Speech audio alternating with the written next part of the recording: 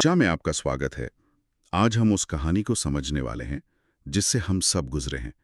एक इंसान के बनने की कहानी, उसके विकास की कहानी। और ये एक ऐसा विषय है जो हम सभी से जुड़ा हुआ है।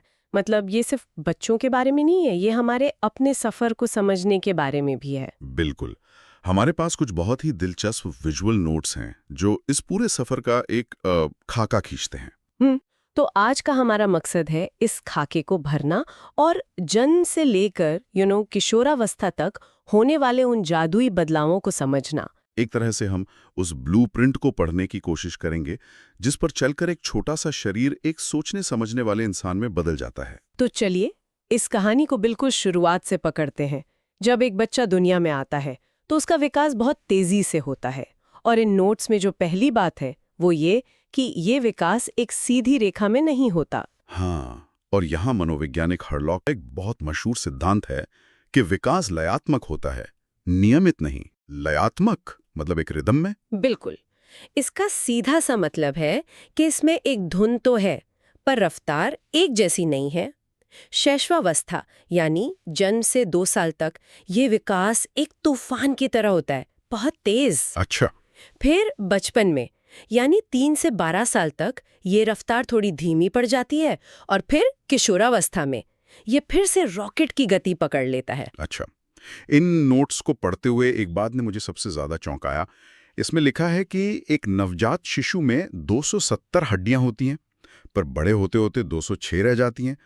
ये 64 हड्डियां आखिर जाती कहाँ हैं? ये सवाल बहुत अच्छा है, और इसका जवाब मतलब शरीर की इंजीनियरिंग का एक शानदार नमूना है।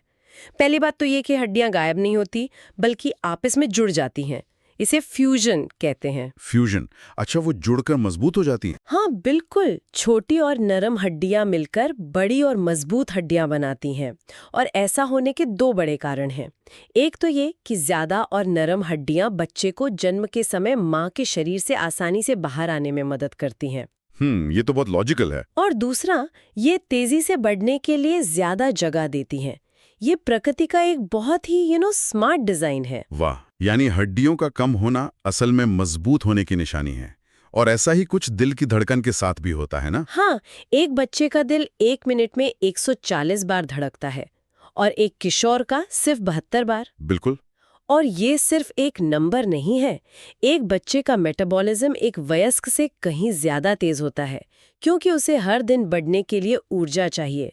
तो दिल की ये तेज धड़कन उसी ऊर्जा को पूरे शरीर में पहुंचाने का काम करती है। और जैसे जैसे शरीर बड़ा होता है, ये इंजन भी शांत और स्थिर हो जाता है। एकदम सही। और इस पूरी मशीन का कंट्रोल रूम तो दिमाग है। इन नोट्स में दिमाग के वजन का भी जिक्र है, जो जन्म के समय सिर्फ 350 ग्राम होता है, और वयस्क होने तक 1400 ग्राम तक पहुंच जाता है। ये 4 गुना की बढ़ोतरी है। 4 गुना?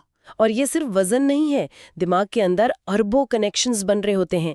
यही वजह है कि बचपन के अनुभव, पोषण और सीखने का माहौल इतना इतना ज्यादा महत्वपूर्ण होता है। तो ठीक है, बिल्डिंग का ढांचा तैयार हो रहा है, वायरिंग हो रही है, पर सवाल यह है कि ये शरीर अपने आसपास की दुनिया से इंटरैक्ट करना कैसे सीखता है? मेरा मतलब है चलना, फिरना, चीजों को पकड़ना। हाँ, यहाँ से कहानी और भी दिलचस्प हो जाती है। अब हम बात कर रहे हैं मोटर स्किल्स की। ये 2 तरह के होते हैं। Motor skills? एक जिनमें शरीर की बड़ी मांसपेशियां काम करती हैं, जैसे दौड़ना, कूदना। इन्हें ग्रॉस मोटर स्किल्स कहते हैं। और दूसरे वो होंगे जिनमें बारीक काम होता है, जैसे लिखना या शर्ट का बटन लगाना। एकदम सही, उन्हें फाइन मोटर स्किल्स कहते हैं। और विकास का एक सुनहरा नियम है, ये हमेशा ग्रॉस से फाइन की तरफ यानी स्थूल से सूक्ष्म की ओर जाता है। इसका कोई उदाहरण दे सकते हैं? जरूर।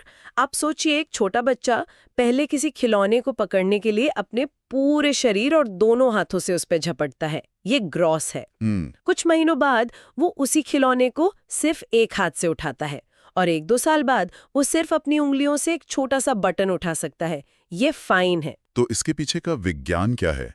ये कंट्रोल आता कहाँ से है? ये हमारे नर्वस सिस्टम के विकास से सीधे तौर पर जुड़ा है।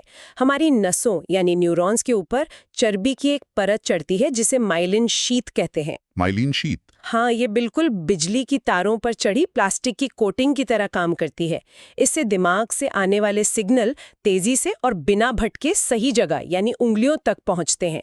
जैसे जैसे ये कोटिंग बेहतर होती जाती है, बच्चे का कंट्रोल भी बारीक होता जाता है। कमाल है। तो बच्चा अब चलना फिरना दौड़ना सीख गया है, पर वो ये सब अकेले में तो नहीं करता। वो दूसरे लोगों को देखता है, उनके साथ जुड़ना चाहता है। यहीं से उसके सामाजिक इंसान बनने का सफर शुरू होता है ना? बिल्कुल, और ये सफर एक छोटे से बिंदु से शुरू होकर फैलता जाता है। शुरुआत में बच्चे की दुनिया उसके माता-पिता होते हैं। वही उसका पहला समाज, उसकी पहली यूनिट है। पहली यूनिट। फिर धीरे धीरे इस दुनिया में परिवार के दूसरे लोग शामिल होते हैं। करीब 4-5 साल की उम्र तक ये दायरा घर के बाहर पड़ोस तक पहुंच जाता है। और स्कूल जाने के बाद तो ये दुनिया और भी बड़ी हो जाती होगी। बच्चे अपनी गैंग बना लेते हैं। हाँ, पारंपरिक तौर पर तो यही होता था, लेकिन आज के जमाने में हमें इसमें एक और चीज जोड़नी पड़ेगी, डिजिटल पड़ोसी। डिजिटल पड़ोसी मतलब बच्चा 4-5 साल की उम्र में असली दोस्तों के साथ साथ स्क्रीन पर दिखने वाले किरदारों से भी उतना ही जुड़ जाता है। ये समाजीकरण का एक बिल्कुल नया आयाम है, जो पहले कभी नहीं था। सही बात है। तो मतलब परिवार नींव रखता है, लेकिन आज स्कूल, दोस्त और मीडिया ये सब मिलकर बच्चे के नजरिए को आकार देते हैं। हाँ। तो समाज से जुड़ने के भी अलग अलग तरीके होते होंगे। इन नोट्स में 4 तरह के समाजीकरण का जिक्र है: प्राइमरी, सेकेंडरी, एंटिसिपेटरी और रीसोशलाइजेशन। सुनने में थोड़ा जटिल लगता है, पर असल में ये बहुत आसान है। अच्छा। प्राइमरी या प्राथमिक समाजीकरण वो है जो परिवार में होता है। अपनी भाषा, आदतें सब यहीं सीखते हैं, ये हमारी नींव है। सेकेंडरी या द्वितीयक समाजीकरण स्कूल और समाज में होता है, जहां हम औपचारिक नियम सीखते हैं। ठीक है, ये दोनों तो समझ आ गए, पर ये एंटिसिपेटरी वाला क्या है? इसका मतलब है प्रत्याशा या उम्मीद? इसका मतलब है कि हम किसी ग्रुप का हिस्सा बनने की उम्मीद में पहले से ही उनके जैसा व्यवहार करने लगते हैं। जैसे कोई टीनेजर अपने पसंदीदा बैंड के फैंस जैसा दिखना चाहता है, तो वो उनके कॉन्सर्ट में जाने से पहले ही वैसे ही कपड़े पहनना शुरू कर देता है। अच्छा, मतलब उस ग्रुप का हिस्सा बनने के लिए खुद को पहले से तैयार करना। बिल्कुल। या जब कोई कॉलेज का छात्र नौकरी के लिए इंटरव्यू से पहले ही प्रोफेशनल भाषा बोलना सीखता है। समझ गया। और आखिरी था रीसोशलाइजेशन, यानी पुनः समाजीकरण। हाँ, जब हम किसी नई जगह जाते हैं, जैसे शादी के बाद एक नए घर में या किसी दूसरे देश में नौकरी करने, तो हमें वहाँ के तौर तरीके सीखने पड़ते हैं और अपने कुछ पुराने तरीके छोड़ने पड़ते हैं। यह एक तरह से पुराने सामाजिक नियमों को अनलर्न करके नए नियमों को रीलर्न करना है। तो हमने शरीर की बनावट समझ ली, ये भी समझ लिया कि वो समाज से कैसे जुड़ता है, लेकिन इन सब के बीच उस इंसान के अंदर क्या चल रहा होता है, उसके दिल और दिमाग में। ये इस कहानी का सबसे गहरा हिस्सा है। चलिए पहले इमोशंस यानी संवेगों की बात करते हैं। मनोवैज्ञानिक वॉटसन का मानना था कि हम 3 संवेगों के साथ पैदा होते हैं: भय, क्रोध और स्नेह। ये हमारे फैक्ट्री सेटिंग्स हैं। हाँ, इन्हें कोई हमें सिखाता नहीं। बचपन में बच्चे इन्हीं इमोशंस को खुलकर जाहिर करना सीखते हैं। लेकिन किशोरावस्था में तो यही इमोशंस एक तूफान बन जाते हैं। हाँ, क्योंकि उस समय शरीर और दिमाग में इतने हार्मोनल और न्यूरोलॉजिकल बदलाव हो रहे होते हैं कि इमोशंस पर कंट्रोल रखना मुश्किल हो जाता है। इसीलिए किशोरावस्था को तनाव और तूफान का काल भी कहा जाता है।